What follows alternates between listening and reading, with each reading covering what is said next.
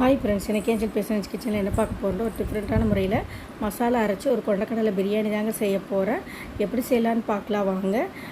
ஒரு அடுப்பில் ஒரு கடாய் வச்சு அதுக்கு தேவையான பொருள் என்னென்னு பார்த்தலாம் வாங்க. 8 வரமிளகா, ஒரு கட்டி பூண்டு, ஒரு துண்டு இஞ்சி, ஒரு ஸ்பூன் மிளகு, ஒரு ஸ்பூன் சீரகம், இதுதாங்க இதுக்கு தேவையான பொருள். நல்லா இந்த அளவுக்கு வறுத்து எடுத்துக்கோங்க. அதை எடுத்து வறுத்து வச்சுட்டு அதை ஆறுறதுக்குள்ளே தாளிச்சிடலாங்க. கடாய் அடுப்பில் குக்கர் வச்சு 4 ஸ்பூனு ஆயில் விட்டு 3 பட்டை, 3 பச்சை மிளகா, 2 ஏலக்காய், 3 கிராம்பும், ஒரு கொத்து கருவேப்பிலை, இது தாங்க. இது நல்லா தாளிச்சிக்கலாங்க. பொரிஞ்சதுக்கப்புறம் ஒரு 2 பெரிய வெங்காயத்தை கட் பண்ணி வச்சுருக்கிறேன். பெரிய வெங்காயத்தை போட்டு நல்லா வதக்கிக்கலாம். அதை நல்லா கோல்டு ப்ரௌன் வந்ததுக்கு வர வரைக்கும் வறுத்துக்கலாங்க. இந்தளவுக்கு வதக்கினா போதும். பெரிய சைஸ் தக்காளியாக 3 தக்காளி எடுத்து கட் பண்ணி வச்சுருக்கிறேன். அதையும் போட்டு நல்லா வதக்கிக்கலாங்க.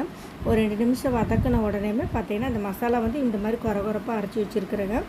மசாலா அரைச்சி அதையும் போட்டு இதில் நல்லா வதக்கிக்கலாங்க. தக்காளி நல்லா மசிஞ்சு வர வரைக்கும் வதக்கிக்கலாங்க. எந்த அளவுக்கு வதங்கி வரணும்னு பாருங்கள்.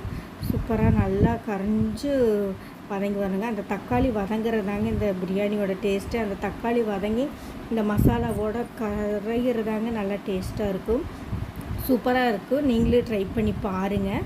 ஒரு டைமு பாருங்கள். இந்தளவுக்கு மசிஞ்சிருச்சு. இந்தளவுக்கு மசிருக்கு பார்த்தீங்கன்னா 1/4 ஸ்பூன் மஞ்சத்தூள், 1/2 ஸ்பூன் உப்பு போட்டிங்கன்னா இந்தளவுக்கு மசிஞ்சிடும்.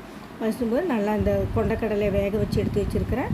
இதையும் போட்டு நல்லா ஒரு 5 நிமிஷம் வதக்கிக்கங்க.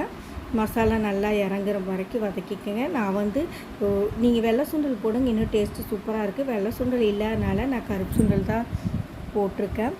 நான் 3 டம்ளர் அரிசி போட்டிருக்கேன். அதுக்கு 6 டம்ளர் தண்ணி ஊற்றி கொதிக்க வச்சுக்கலாங்க. 3 டம்ளர் தண்ணியும் 3 டம்ளர் தேங்காய் பால் ஊற்றுங்க, இன்னும் டேஸ்ட் சூப்பராக இருக்குது. தேங்காய் பால் நான் ஊற்றலை இன்றைக்கி. தேங்காய் இல்லாதனால அது அவசரத்துக்கு செய்யறனால ஊற்றலை. பார்த்துங்க. போட்டு நல்லா ஒரு கொதி வந்ததுக்கப்புறம் அரிசியை போட்டு 3 விசில் விட்டு இறக்குங்க. சூப்பரான டிஃப்ரெண்ட்டான மசாலா அரைச்சி ஒரு டேஸ்டியான பிரியாணி ரெடி ஆகிடுச்சிங்க. நீங்களும் செஞ்சு பாருங்கள். இந்த வீடியோ பிடிச்சிருந்துச்சுன்னா லைக் பண்ணுங்கள், ஷேர் பண்ணுங்கள், கமெண்ட் பண்ணுங்கள். தேங்க்யூ.